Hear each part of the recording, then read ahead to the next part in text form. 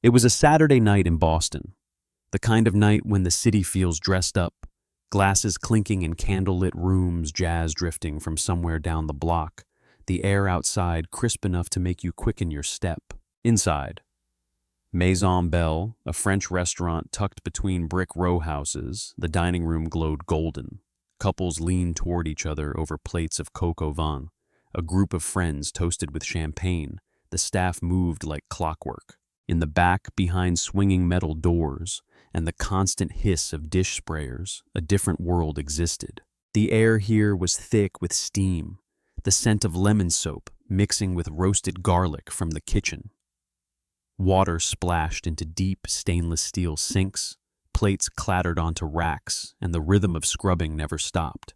Bent over one of those sinks was Daniel Carter, a black man in his mid-40s wearing a worn-out apron over a faded t-shirt, rubber gloves, slick with water.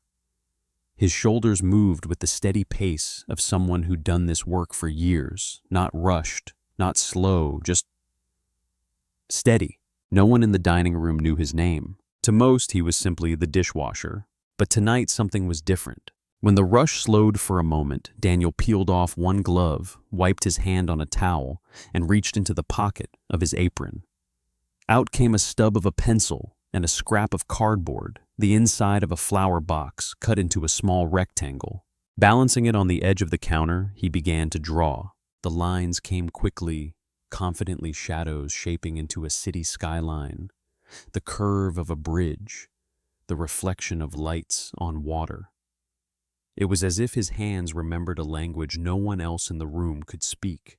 A young server passing by stopped mid-step. She leaned closer, her eyes widening. "Wow.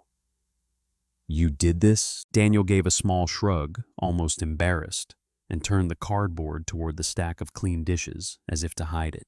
Out front, the dining room buzzed on, unaware that in the steamy back corner of the kitchen, the man scrubbing their plates had just sketched something extraordinary. And no one, not even Daniel, knew that before the night was over, his work would step out from the shadows and change how they saw him forever. Daniel Carter hadn't always been a dishwasher. Once his hands were trained for something far more delicate than scrubbing plates. He grew up in Baltimore, the youngest of three, in a neighborhood where brick row houses leaned against each other like tired old men. His mother worked the night shift at a nursing home. His father was gone before Daniel could remember his face. When he was 10, he found an old box of pastels in the church basement.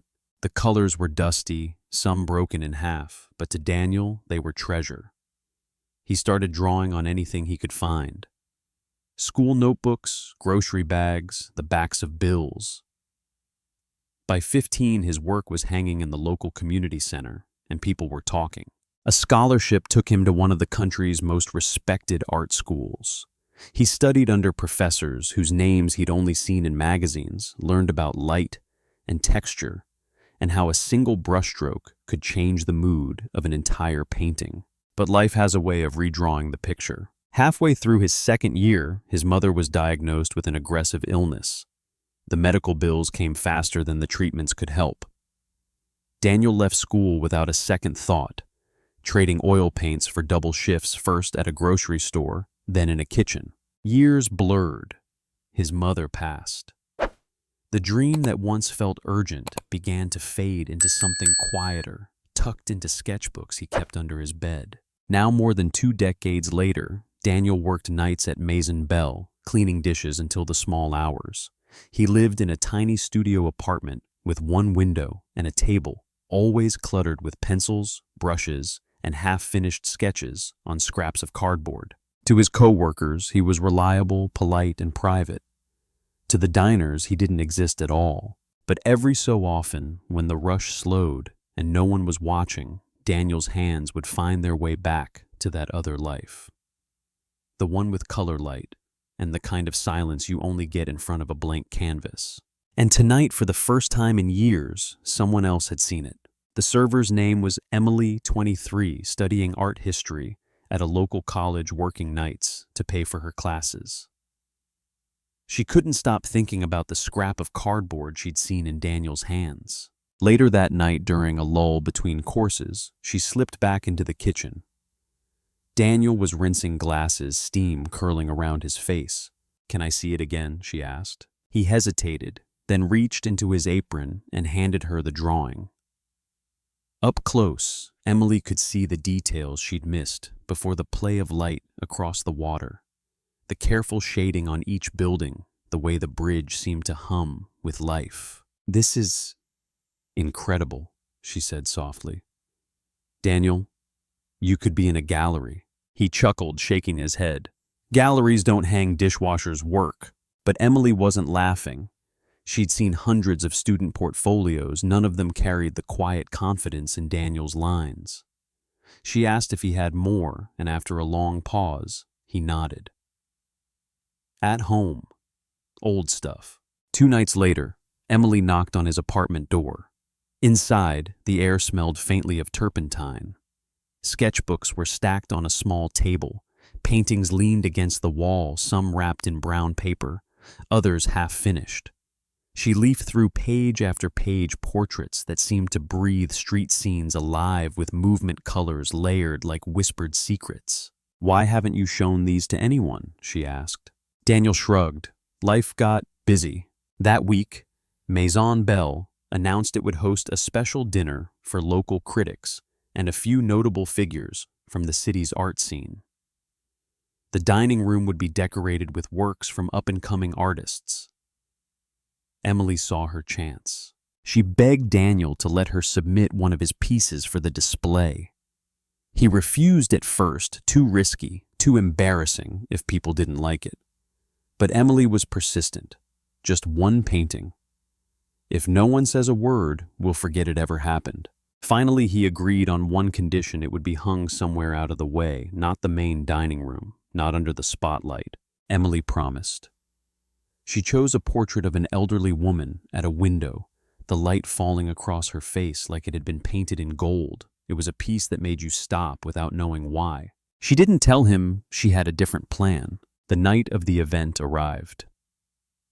Maison Belle glowed like a jewel box, candles on every table, wine glasses catching the light, the murmur of well-dressed guests filling the room. In the corner, a jazz trio played softly, the bass line warm and steady. Daniel stayed in the back scrubbing dishes and listening to the faint echo of laughter from the dining room. He didn't know that Emily had hung his portrait in plain sight right by the entrance where every guest would pass it. For the first hour, no one mentioned it to him. He figured maybe no one noticed, or maybe they had, but didn't care. Then, near the start of the second course, a tall man in a tailored suit stopped in front of the painting. He tilted his head, studying it for a long time. His wine sat untouched in his hand. This was Richard Hayes, one of the city's most respected art critics. His reviews could launch a career or bury it. Emily, passing with a tray of bread, caught the moment. Richard turned to her. "Who painted this?" She hesitated, then smiled. "Our dishwasher." Richard's eyebrows rose. "Where is he?" Minutes later, the swinging doors burst open, and Richard stepped into the steamy kitchen, scanning the room. The cooks fell silent. Daniel looked up from the sink, confused by the sudden attention.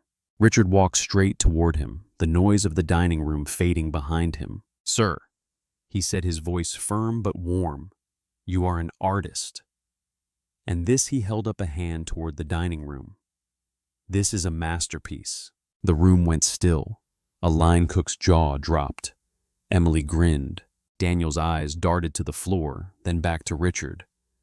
"It's just something I made years ago," he muttered. "No," Richard said, shaking his head. "It's something the world needs to see now." And just like that, the quiet, invisible man in the back of the kitchen was being pulled into the center of the evening, whether he was ready or not. Richard didn't wait for Daniel to answer. He simply said, "Bring it out." Daniel froze. The idea of walking into that dining room, the clink of cutlery stopping dozens of eyes turning toward him, was almost too much to imagine. His pulse quickened. I'm not dressed for that," he muttered. Emily stepped closer. "They're not here to see your clothes, Daniel. They're here to see you." Something in her voice made him pause. Slowly, he dried his hands on a towel, the steam from the sink still clinging to his arms. Emily disappeared for a moment and returned holding the portrait carefully by the frame. "Come on," she whispered. The kitchen doors swung open, and the noise of the dining room washed over him. Laughter, the clink of glasses, the soft hum of the jazz trio. Daniel stepped through the smell of roasted duck and fresh bread mingling in the air. Richard cleared his throat, and the room began to quiet. The musicians lowered their volume. Dozens of faces turned toward the man in the worn apron holding a painting. "This," Richard said, gesturing toward the portrait, "is the work of Daniel Carter. Some of you have walked past him in this very restaurant without knowing you were in the presence of a remarkable artist." Daniel's eyes moved across the crowd. For a moment he felt naked, every flaw, every doubt exposed. But then something shifted. He saw the way they were looking at the painting, not at him. They were leaning in, drawn to the details, the light, the life in the old woman's eyes. A hush fell. It wasn't the polite silence of obligation. It was the deep stillness that comes when something catches your breath and won't let it go. Then one person began to clap. Another joined. Within seconds, the whole room was on its feet, applauding not the way they might for a clever trick or a polite speech, but with the warmth of people who had just witnessed something genuine. Daniel's chest tightened. His hands trembled slightly on the frame. For years, his art had existed in the shadows, known only to him. And now, it was here alive in the light, surrounded by strangers who saw it and him for what they truly were. For the first time in decades, Daniel allowed himself to believe. The weeks after that night moved quickly. Richard kept his word. He introduced Daniel to gallery owners, curators, and collectors.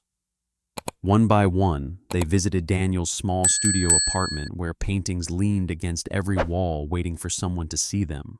By spring, a local gallery announced a new exhibition. From Dishwasher to Artist. The works of Daniel Carter.